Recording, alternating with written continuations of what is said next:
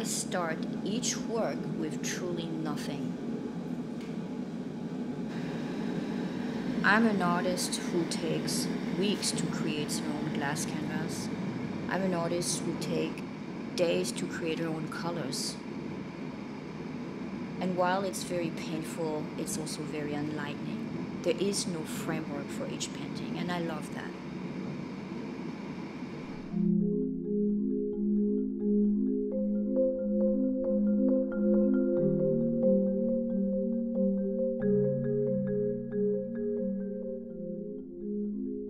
My paintings bring to life the inner beauty of stone with glass. And I usually have rocks laying around me, and I look at their shape, their patterns, and the textures really dictate the painting. I love to work with new materials, and what was really exciting for me was to create a new material for this body of work.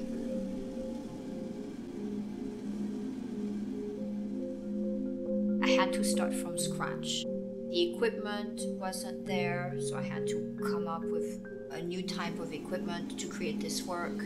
We had to work with materials that nobody had worked with before. And so it was really a labor of love. I had the chance to work with a very skilled and talented team on this. But 2 years in the process, it wasn't working. And a lot of them wanted to give up. Well, when Delphine and I first met, and she described to me her vision of creating a glass canvas, I guess my first instinct was, this is going to be really hard. One of the amazing things about this body of work is, although at first glance or from a distance, it may appear that this is just a painting, but what is phenomenal is we don't really use paint. What we're using is the glass itself. I paint with ground glass. It was really important for me that the images are in the glass and are crystallized. So the paint doesn't just sit on the surface. It's really the image is trapped inside the glass.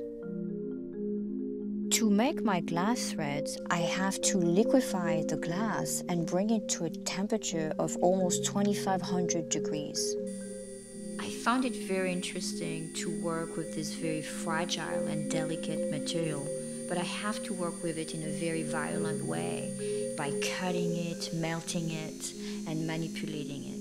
Even at the end of the process, in the last step of cutting, it can be the end of the piece.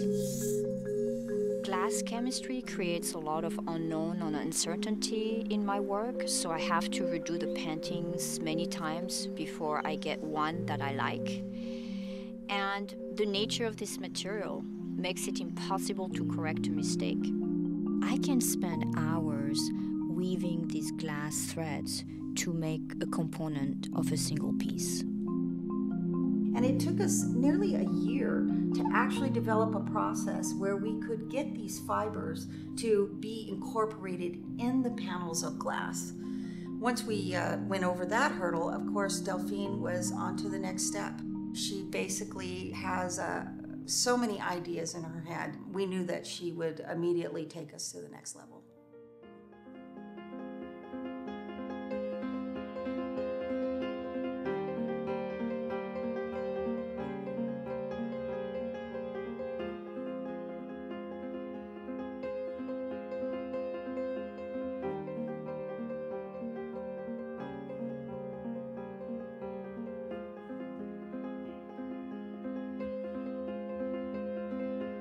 As I was weaving the fiberglass and created my own glass canvas, I realized that the paintings were coming alive with new textures and a new depth that I had never seen before.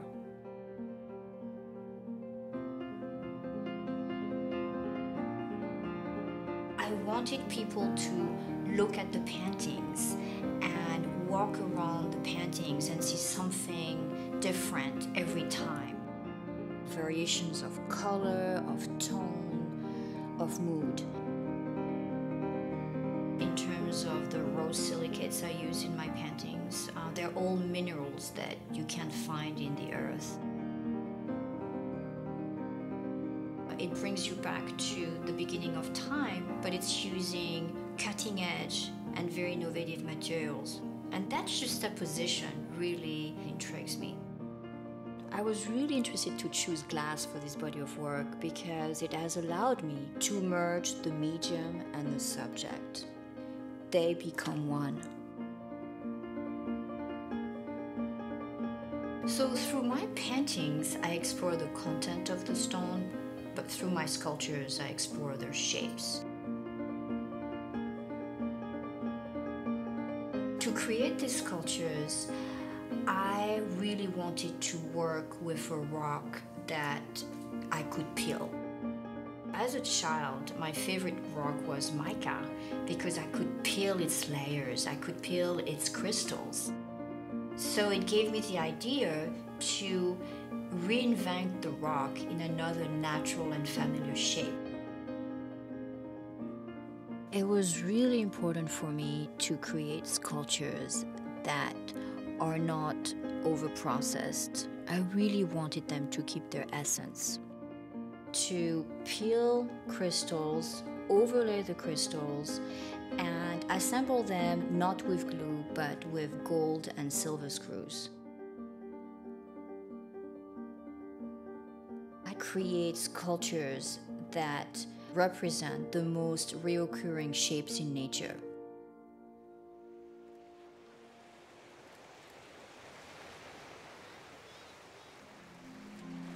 When I'm in nature, I look for raw materials everywhere I go. So in my work, the glass pigments that I use, the silicates that I use, are all materials from the earth, and what I find so beautiful is that they coexist with each other. As a child, I always wanted to discover what's underneath the earth, what's inside the rocks. I called it the creation because my art depicts rocks, and the oldest materials on our planet are rock that formed more than 4 billion years ago. Rocks represent the beginning of time, the beginning of the visible world we see. They bring us back to the origin of matter, to the origin of creation. As an artist or as a person, I'm always learning new things and discovering new things. I feel the most creative when I can be very spontaneous, where I can touch things and be very tactile. Because I feel it, I can create it, I get it. This is how I make art.